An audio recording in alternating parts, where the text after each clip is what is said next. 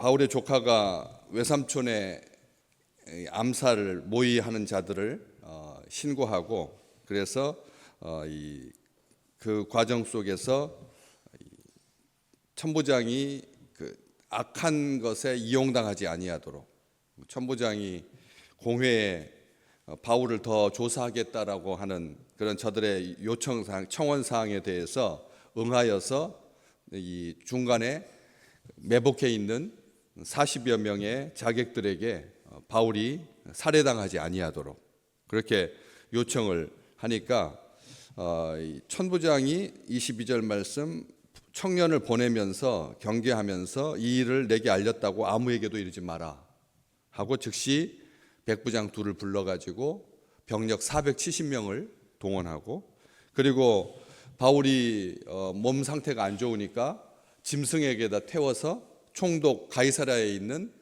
총독 벨릭스에게, 총독 관자에게, 총독에게 이 짐승을 준비해서 태우고, 그리고 게다가 25절 이하에 보시면 그 총독에게 친서까지, 편지까지 써서 이 바울을 어떤 경위로 이렇게 당신에게 보내게 됐는지, 상소하게 되었는지, 이송하게 되었는지 친절하게 행동을 취하고 있습니다.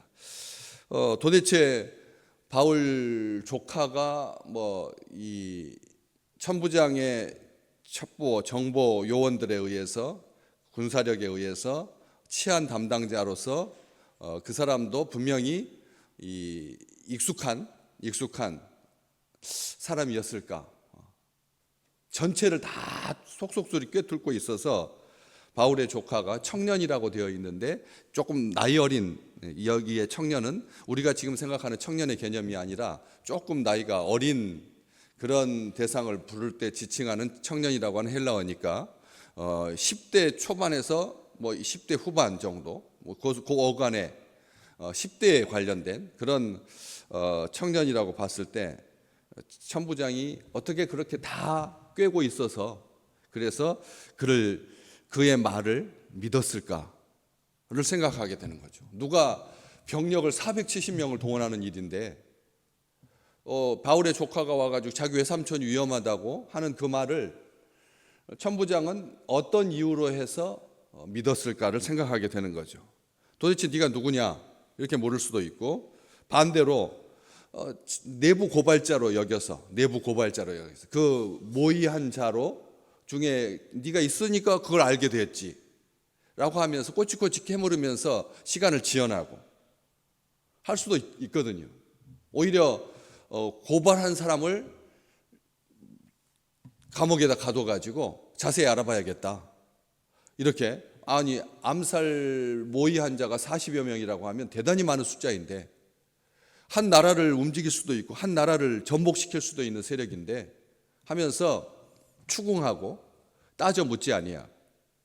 원래 이 천부장이 성향이 바울이 피해자인데도 바울을 채찍질하라, 신문하라 이렇게 명령했었잖아요. 그런데 바울이 로마 시민권자를 죄도 정하지 아니하고 때릴 수가 있느냐, 채찍질할 수 있느냐 해서 일이 지금 이렇게 진행되고 있는 것을 봐서 천부장이 그렇게 치밀한 사람 같지는 않고 일단 식민지 백성들에 대한 아주 강압적인 그런 자세를 가지고 있어서 바울의 조카의 이 신고에 대해서 별로 탐탁지 않게 여기고, 얼마든지 그럴 수 있거든요. 그건 헛소문이다.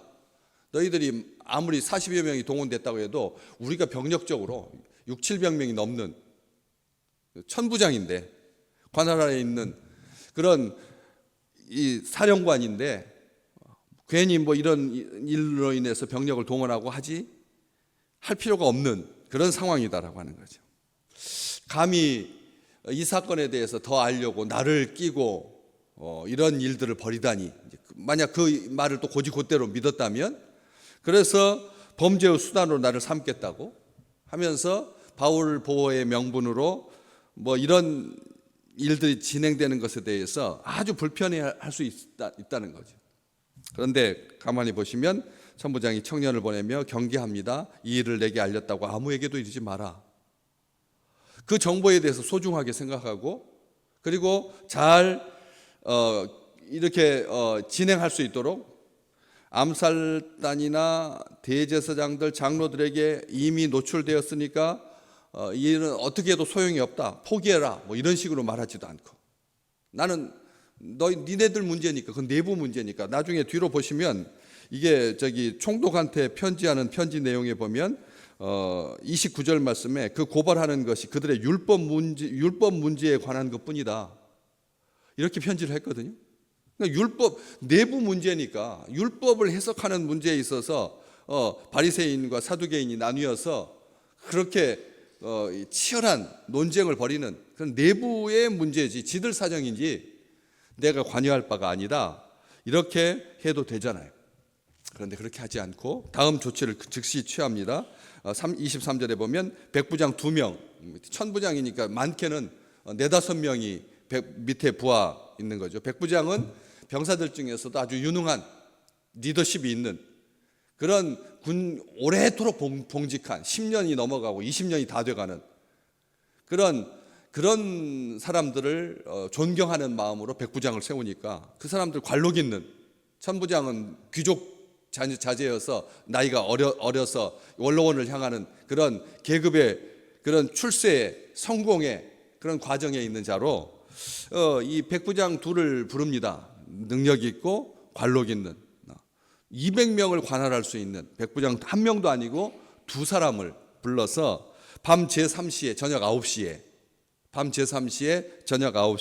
가이사랴까지 100여 킬로가 됩니다. 100여 킬로, 이거 하루에 갈 수 있는 길이 아니거든. 보병이 같이 호위해서 가려고 하면 걸어서 가야 되니까 야간 행군입니다. 이게 그냥 요즘같이 도로 사정이 좋고 치안 상태가 완전하여서 그래서 그냥 쑥쑥 달려갈 수 있는 그런 길이 다 금방 확인할 수 있는 것이 31절 말씀에 보면 중간 기착지 40여 킬로 정도 간 다음에 안디바들이라고 하는 중간, 거기서 또 60킬로를 더 가야지 가이사랴에 도착할 수 있는 중간 기착지까지 그렇게 가야 하는, 이틀 걸리는 그런 호송작전이라는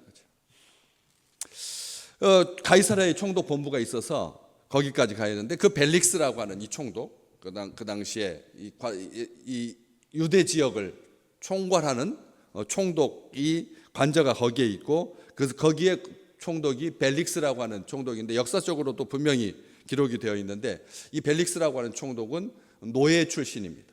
노예 출신인데 형이 고위직에 있어서 그래가지고 이 형도 그러면 뭐 노예가 아닌가 이렇게 생각할 수 있는데, 어쨌든 이 벨릭스라고 하는 사람이 노예였다가 이 총독이 된 걸 보면 어떻습니까? 굉장히 실력 있는 노예 출신 중에서 처음으로 총독이 된 로마의 기록상에 대단한 사람이거든요. 그런데 별로 그렇게 이 긍정적인 평가를 못 받죠. 뇌물 좋아하고 뭔가를 더 얻을까 하여서 가이사랴에 2년 동안 바울을 억류해 둡니다. 2년 동안 억류해 두면서 그 당시에 유대의 왕이었던 헤롯에게 보냈다가 다시 불렀다가 하면서 길게 재판을 끌면서 뭔가 얻을까 생각했기 때문에 바울을 자주 불렀던 그 총독에게 보내기 위해서 짐승까지 준비고 편지까지 친서까지 쳐서 이렇게 보냅니다. 당연한 것처럼 우리 생각할 때 바울 이런 사건이 터지니까 뭐 이런 사람 저런 사람 이런 생각 저런 생각 이런 행동 저런 행동 있을 수 있죠. 얼마든지요. 그렇죠? 얼마든지 그럴 수 있습니다. 그런데 당연한 게 하나도 아니라는 거죠. 우리 찬양 당연한 것 아니었다는 거 하는 것을 하나님 앞에 감사합니다. 감사의 반대말은 당연하게 여기는 거라. 당연한 게 아니라는 거예요. 조카의 그 말을 믿는 그것부터 시작해서 적당히 보호 조치만 취해도 되는데 그 당시에 어떤 황제가 이런 호의를 받을 수가 있겠습니까? 여기 보시면 23절에 보병 200명, 말탄 기병 70명. 말탄 기병 70명. 요즘도 외국에 원수가 누가 미국의 대통령이 온다 한들 앞에 사이드카 이 경찰차가 70대가 동원되지 않거든요. 아시잖아요. 우리 이 시대에 지금 이 시대에도 이렇게 어마어마한 군대 70명에다가 그다음에 창을 든 병사가 200명, 470명. 그냥 단순하게 숫자적으로 많다가 아닙니다. 천부장 부대는 천부장 편제이지만 현지 사정 때문에 700명을 넘지 아니하는 그런 부대에서 470명을 뺀다고 하는 것은 대부분의 군대를 그냥 단순하게 안토니오 요새만 지키고 예루살렘의 치안을 담당할 정도로 최소한 남겨두고 한 100여 명 남겨두고 나머지는 다 바울에게 동원하는 건데, 이게 그냥 우리 생각하는 것처럼 그렇게 그런 규모의 문제가 아니라 정말 대단한 군대라고 하는 겁니다. 말타 영국의 찰스 황세자가 결혼하고 그 왕족이 결혼할 때 그 앞에 선 기병들이 70명입니까? 지금도 그렇게 많지 않습니다. 그런데 그 당시에 그 자그마한 땅 예루살렘에서 그 바울 한 사람을 보호하기 위해서 하나님께서 동원한 사람을 한번 보십시오. 천부장과 백부장들, 병사들 470명, 바울을 말에 태워가지고 완전한 의전이죠. 만약 왕보다도 더 최고의 호송작전, 왕 같은 보호를 해주신다는, 우리 하나님은 우리 주님께서 말씀하셨어요. 십자가에 계실 때 내가 부르면 천사를 얼마나 많이 보내, 2개의 군단을 하나님께서 동원하지 못하시겠느냐. 하나님의 백성을 보호하기 위해서 하나님께서 군단을 동원하는, 군단은 1000명단입니다. 10,000명 단위입니다. 1000명 단위가 아니라 10,000명 단위라니까요. 천사가 10,000명이면, 천사가 20,000명이면 이 세상에 버틸 나라가 어디가 있겠습니까? 한번 가만히 생각해 보십시오. 우리 주님께서 기도하면 믿음의 사람들을 보호하기 위해서 하나님께서 불말과 불병거를 동원하신다면 그 앞에서 대적할 수 있는 나라와 민족이 어디가 있겠습니까? 철저하게 하나님께서 자기 백성들을 보호하신다는 거예요. 우리는 이 사실을 믿고 사셔야 합니다. 하늘의 군대가 우리를 보호하고 있다라고 하는 것을 하나님께서 말씀하셨건데, 지상의 로마의 군대도 이렇게 대단한데 엄청나지 않습니까? 이건 그냥 신문의 어떤 조그만 쪽기사로 날 그런 내용이 아닙니다. 성경책에 기록되어 있으니까 죄수로 지금 호송되고 있는 건데 하나님께서 가장 완전하게, 가장 안전하게 보호해 주신다는 겁니다. 우리가 많은 두려움 가운데 살고 있습니다. 전쟁의 위협 가운데 살고 있습니다. 아마 이게 70년의 이 위태로운 평화가 우리가 그런 속에서 태어나고 자라고 그리고 세상을 떠나기도 하고 이런 과정 속에 있으면 심리적으로, 정서적으로 어떤 상태일 것 같습니까? 불안한 상태에서 사는 것과 평화한 상태에서 안전하게 사는 것, 이것은 불을 보듯 뻔한 결과일 겁니다. 그러나 하나님께서 주의 백성들을 평안 가운데서 지키신다는 거죠.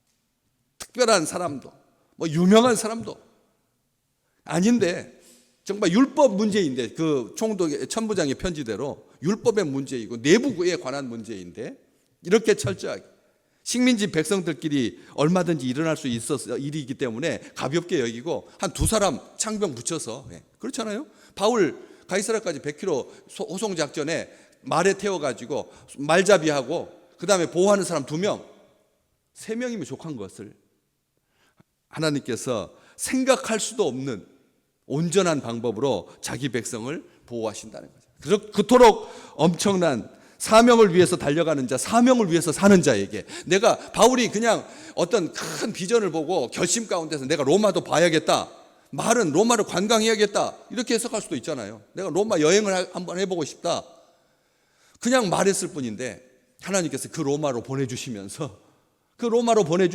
여행이건 뭐든 오늘 또 우리의 입술에서 나오는 그런 모든 말에 하나님께서 들으시고 응답해 주실 줄 믿습니다. 우리가 말이 그래서 그렇게 소중하다는 거예요. 아무것도 아닌 것 같지만 축복의 말 하시라는 거죠. 사랑의 말 하시라는 거죠. 따뜻한 말 하시라는 거죠. 하나님께서 다 듣고 행하시니까 로마도 봐야 하리라. 그게 무슨 사명의 말입니까?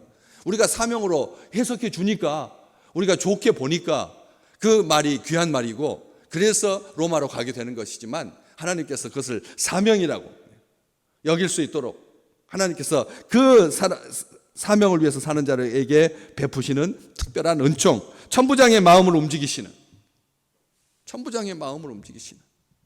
하나님, 우연은 없다는 겁니다. 당연한 것은 없습니다. 우연은 없습니다. 악한 자들의 계획을 도리어 하나님의 뜻을 이루는 놀라운 도구로 하나님께서 사용하실 거라는 거죠. 왜 이 시대에 악한 자가 있습니까? 왜 이 시대에 러시아와 북한이 야합을 합니까? 왜 하나님께서 우리 이 땅에 아직도 독재자들이 계속, 숨은 독재자들이 어쩌면 그렇게 두더지처럼 계속 나올까요? 숨은 독재자들이, 아니 그래서 민주시대이고 이성의 시대이고 합리의 시대이고 과학의 시대이고 1차, 2차 세계대전을 경험한 세대인데 아직도 핵무기를 가지고 3차 대전 운운하는 자를, 악한 자를 하나님께서 왜 두실까? 왜 하나님이 살아계시다면, 하나님이 계시다면 하면서 이 세상 사람들은 그렇게 폄훼하고 하나님을 모독할 때 믿음의 사람들은 한 가지를 고백합니다. 가장 좋은 길로 인도하실 우리 하나님이, 가장 좋은 일, 합력하여 선을 이루게 하실 하나님, 온전하신 그 주님 앞에 어떤 군대도 하나님의 군대를 이길 수 없죠. 지난주 우리 같이 보셨던 주실 말씀, 주님의 말씀, 하박국 선지자가 하나님 여호와는 나의 힘이십니다. 그 힘이라고 하는 말이 군대라는 뜻이다. 하나님이 우리의 군대다. 하나님이 군대라는, 하나님의 천사가 두 영이나 되는 그 어마어마한 천사가 군대가 아니라 우리 하나님이 친히 군대가 되셔서 자기 사랑하는 사람, 자기 백성, 악한 자가 만지지도 못하게, 빼앗지도 못하도록 하나님께서 보호하시는, 그래서 사슴처럼 뛰게 하시는, 인생의 고난, 굴곡, 계곡 바라보면서 낙심하지 않게 하시는 하나님의 은혜가 가득한 귀한 날 되시기를 주의 이름으로 축복합니다.